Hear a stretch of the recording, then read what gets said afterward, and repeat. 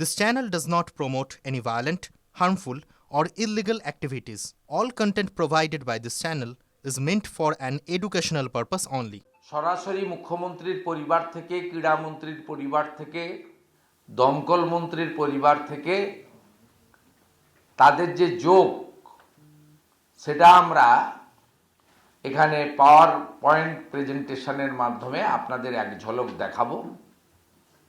দ্বিতীয় পর্যায়ে মমতা পুলিশ যারা এই ইভেন্টকে, এই ইয়াং জেনারেশনের ইমোশনকে মর্যাদা না দিয়ে উল্টো দিকে তাদের উপরে পশুকে পেটানোর মতো নির্দয়ভাবে যেভাবে ইয়াং জেনারেশনের উপরে ভাই বোন বাজবিচার না করে নৃশংসভাবে র্যাব এবং সাদা পোশাকের চটি পুলিশ দিয়ে পিটিয়েছে, তারও খণ্ডচিত্র আমরা আপনাদেরকে দেখাবো। দেখানোর পরে গতকালের ইনসিডেন্ট নিয়ে পশ্চিমবঙ্গ পুলিশ তথা Mamata police, Bidhannagar police commissionerate এবং সর্বোপরি রাজ্যের পুলিশ মন্ত্রী মমতা বন্দ্যোপাধ্যায় যে অ্যাকশন টেকেন নিয়েছেন, এফআইআর থেকে শুরু করে এইমাত্র যে খবর পাওয়া গেল শতদ্রুকে পুলিশ কাস্টডিতে না চেয়ে জেসিতে পাঠানো হয়েছে, তার মানে ইনভেস্টিগেশন কমপ্লিটেড। তিনিও শেখ শাহজাহানের মতো, অনুব্রত মণ্ডলের মতো, পার্থ চ্যাটার্জির মতো একটা প্রেসিডেন্সির কেবিনে থাকবেন এবং সেখানে ভালো মন্দ রসমালাই খাবেন, ফোন ব্যবহার করবেন। এইটা আমি এফআইআর কপিও দেখাবো এবং এফআইআর কিভাবে ফাঁক রেখে গেছে সেই বিষয়ে দেখাবো। তারপরে এই ধরনের বড় ইভেন্টের ক্ষেত্রে, স্পোর্টস ইভেন্টের ক্ষেত্রে যে টেকনিক্যালিটি রয়েছে, যে পদ্ধতি রয়েছে, সর্বভারতীয় স্তরে ক্রীড়া সংগঠক কল্যাণ চৌবে দু চারটি কথা আপনাদের ওই সংক্রান্ত বলবেন, আর সঞ্জয় তার অভিজ্ঞতার কথা 2 মিনিট বলে আমরা চেষ্টা করব দুটোর মধ্যে এটা শেষ করার। দুটোর সময় ভারতীয় জনতা যুব মোর্চা এসপ্লানেডে মেট্রোর সামনে একটা বিক্ষোভ কর্মসূচি সংগঠিত করছে ভারতীয় জনতা পার্টি গতকালের ঘটনা নিয়ে। এবারে আমরা প্রথম পয়েন্টে চলে যাচ্ছি, স্টিল ছবি, যেখানে আপনারা 1, 2, 3 করে দেখতে পাবেন। প্রথমে এক দেখাচ্ছেন, চলে গেছেন 2, 3, 1 থেকে শুরু করুন। একটা করো, এ দেখো, হ্যাঁ হ্যাঁ, বড় করো, দেখুন, বড় করো। এদের লজ্জা লাগা উচিত হায়দ্রাবাদের কাছ থেকে, অন্যদের কাছ থেকে শেখা। কোলে পাঁজা করে রেখেছে।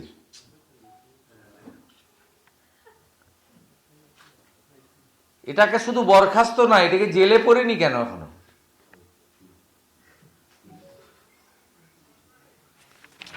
দুই,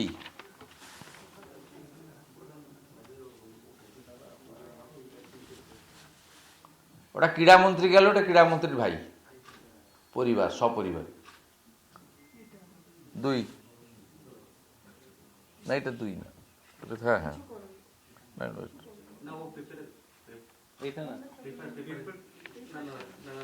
তুমি 3-এ চলে গেছো এখানে। হ্যাঁ, মুখ্যমন্ত্রী পরিবার। ঠিক আছে, ঠিক আছে, ওটা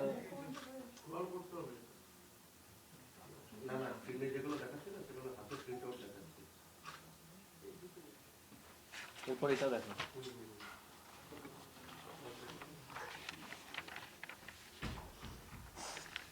মুখ্যমন্ত্রী জানেন না এগুলো, নিজে ভয়ে গাড়ি ঘুরিয়ে নিয়ে পালিয়ে গেছে।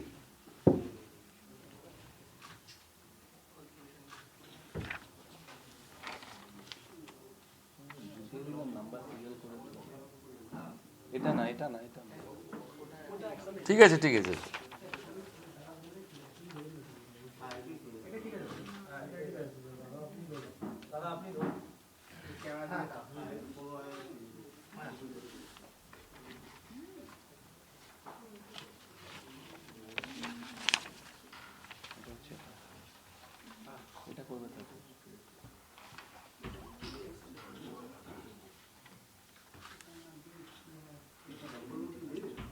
হ্যাঁ, ইডিতে গেছিল কতদিন, বিখ্যাত তো। সকালে ঢুকছে, রিলে হচ্ছে, রাত্রে বেরোচ্ছে, রিলে হচ্ছে। রেস্টুরেন্ট থেকে 45 লাখ, ভাবতে পারেন? আপনাদের পুরো সাংবাদিকতার জীবনে যোগ করলে বেতন হয়তো অনেকেরই হবে না। রেস্টুরেন্টে পৌঁছে গেছে তদন্ত করতে, ওখান থেকে 45 লাখ। তাহলে বাথরুমে গেলে কত পাওয়া যেত বুঝুন। আর ইনি বড় বড় কথা বলেন, সোশ্যাল মিডিয়া পোস্ট করেন, বড় বড় কথা বলেন, চিবিয়ে চিবিয়ে কথা বলেন। এ হনু কত টাকা দিয়েছে?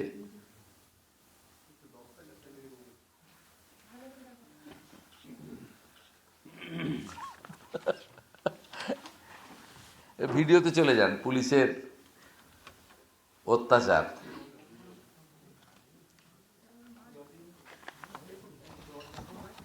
পুলিশের লাঠিচার্জ।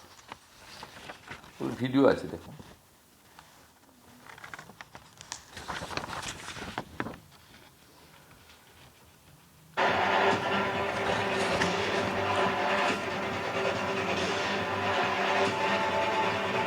গ্যাস ফাটা।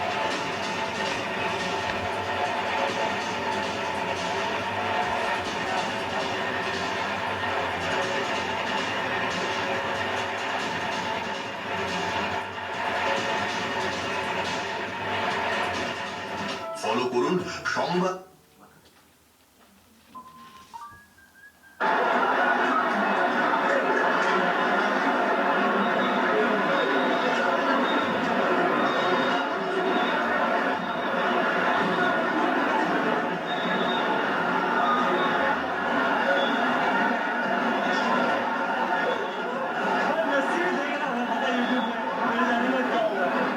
টেনে দাও, টেনে দাও, নেক্সট।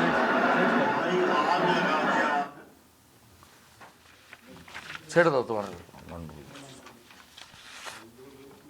আপনারা জানেন যে এই শহর, তিলোত্তমা শহর, এই শহর সিটি অফ জয়, এই শহরের সঙ্গে ফুটবলের আবেগ কিভাবে জড়িত আছে আপনারা সবাই ফিল করেন। এবং কলকাতার যে বড় ক্লাবগুলির, মোহনবাগান, ইস্টবেঙ্গল বা মোহামেডান স্পোর্টিং বা ইত্যাদিদের যে খেলা প্রতিযোগিতা বা যে সমস্ত বড় ম্যাচ ফুটবলের ক্ষেত্রে অর্গানাইজ করা হয়, কি ধরনের আবাল বৃদ্ধ বনিতা তাদের আবেগ কাজ করে। সেই শহরে আন্তর্জাতিক খ্যাতি সম্পন্ন একজন তারকা, ক্রীড়াক্ষেত্রের নক্ষত্র, তাকে এরা মনে করেছিল যে এদের ব্যক্তিগত সম্পত্তি এবং রাজ্যের সম্পত্তি। নির্বাচনের কয়েক মাস আগে এই ফুটবল আবেগ, সেটাকে ব্যবহার করে তারা অপব্যবহার করতে চেয়েছিল। স্বাভাবিকভাবে আজকে তার পরিণতিতে আমরা সবাই লজ্জিত এবং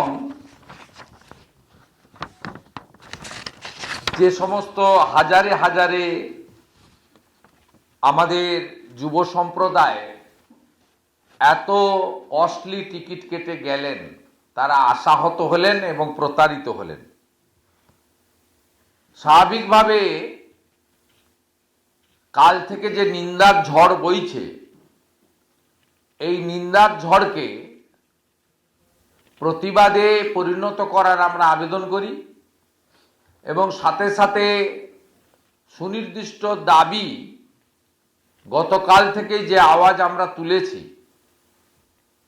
এবং বিরোধী দলনেতা হিসেবে আমি মহামহিম রাজ্যপাল মহোদয়, আমাদের সাংবিধানিক প্রধানের কাছে মমতা ব্যানার্জির পাড়ার লোককে দিয়ে লোক দেখানো তদন্ত কমিটি নয়, সিটিং জাজকে রেখে কলকাতা পুলিশ তথা বিধাননগর পুলিশ তথা পশ্চিমবঙ্গ পুলিশকে সরিয়ে রেখে নিরপেক্ষ তদন্ত করা দরকার। এটা আমরা কাল থেকে বলেছি অবিলম্বে সুজিত বোস এবং অরূপ বিশ্বাসকে বরখাস্ত এবং গ্রেপ্তারের কথা বলা হয়েছে এবং সমস্ত অর্থ টিকিটের দাম হিসেবে মেসিকে দেখানোর প্রতিশ্রুতি দিয়ে যে অর্থ সংগ্রহ করা হয়েছে সেই অর্থ ফেরত দেওয়ার দাবি করেছি দ্রুততার সঙ্গে। এবং আমরা আরও একটি বিষয় দুর্নীতি সামনে আনতে চাই।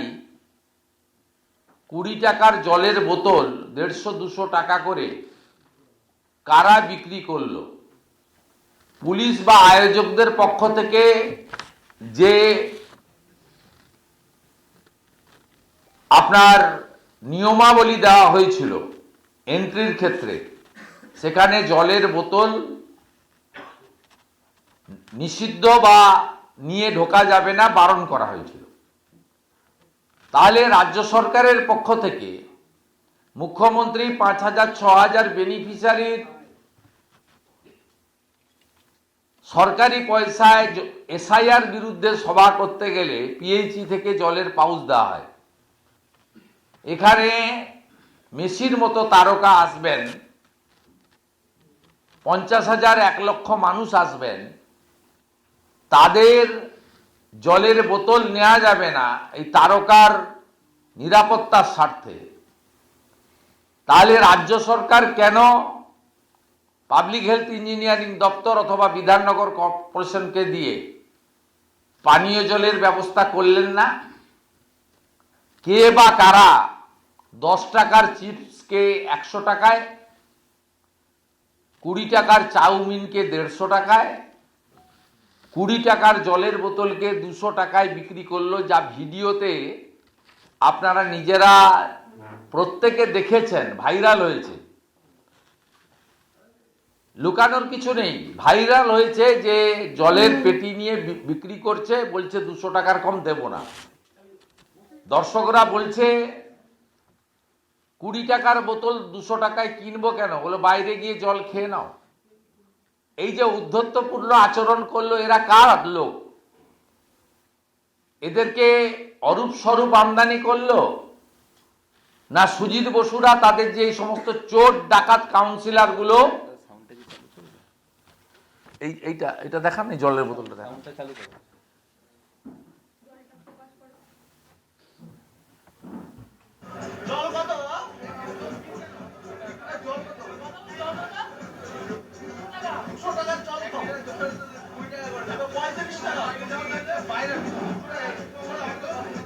এই নিশ্চয়ই তৃণমূলের কেউ ভোট লুট করে, দত্তাবাদ লেক টাউনে ভোট লুট করে।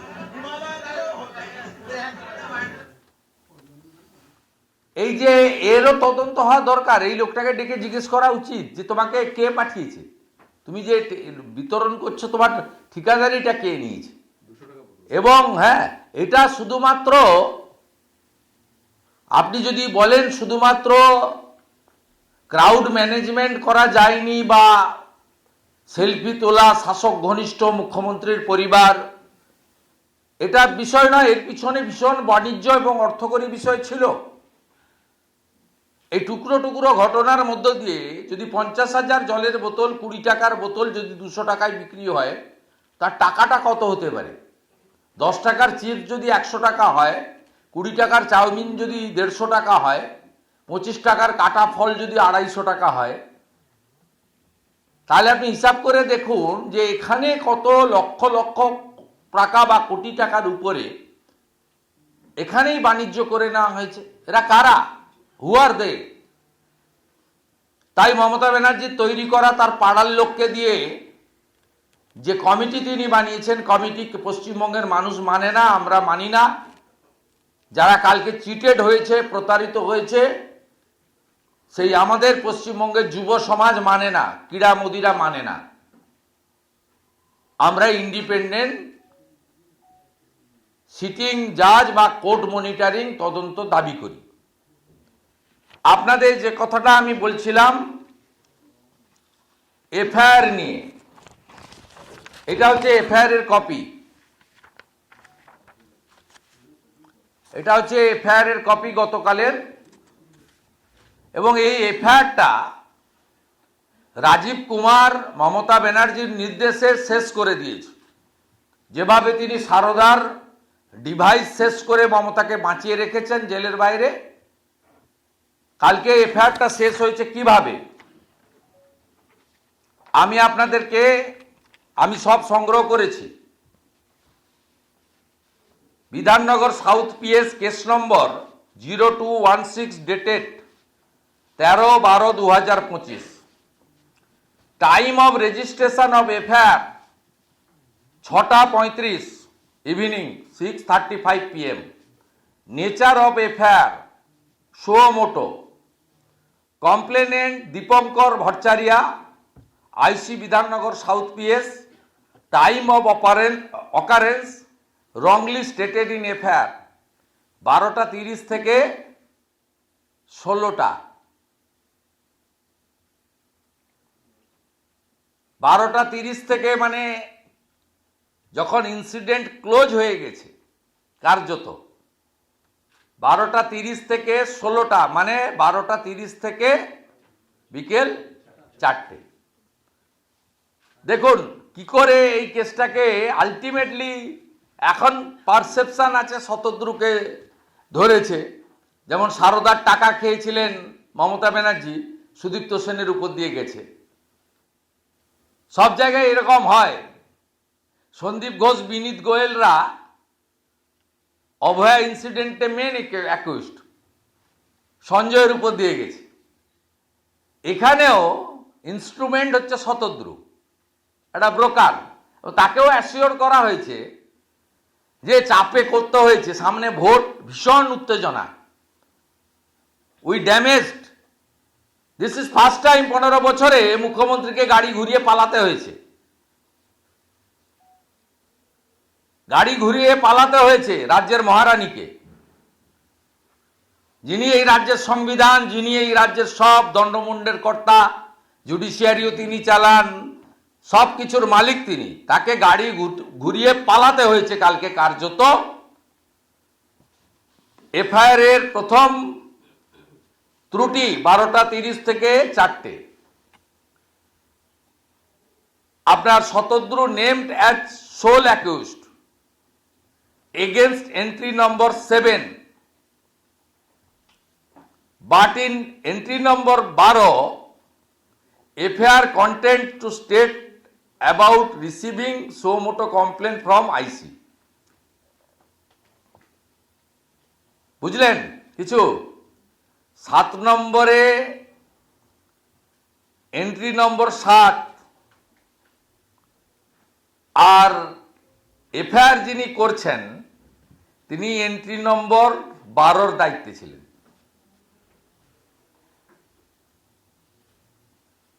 এই কেস আলটিমেটলি তো টিকবে না। একদম সংগঠিতভাবে এটা করা হয়েছে। এফআইআর করা হয়েছে to save the ministers, member of CM family এবং আদার টিএমসি লিডার। একটা ন্যারেটিভ করা হয়েছে এন্ট্রি নম্বর 12-তে যে অর্গানাইজার এবং সিআরপিএফ সিআরপিএফকে এফআইআরে দায়ী করা হয়েছে। তারা অবস্ট্রাকশন করেছেন এন্ট্রি নম্বর 12-তে। আপনি যদি এই এফআইআর দেখেন, তার আরো সবচেয়ে বড় ত্রুটি হচ্ছে, এই তো আমি দুটো বললাম আপনাকে উদাহরণ দিয়ে, আমার হাতে এফআইআর এর কপিও আছে।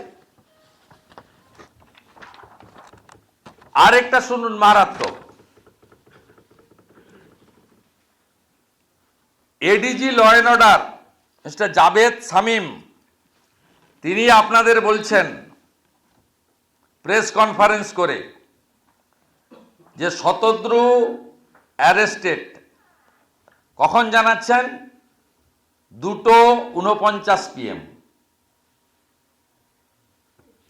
এফআইআর রেজিস্টার কখন হচ্ছে? 6:35 PM।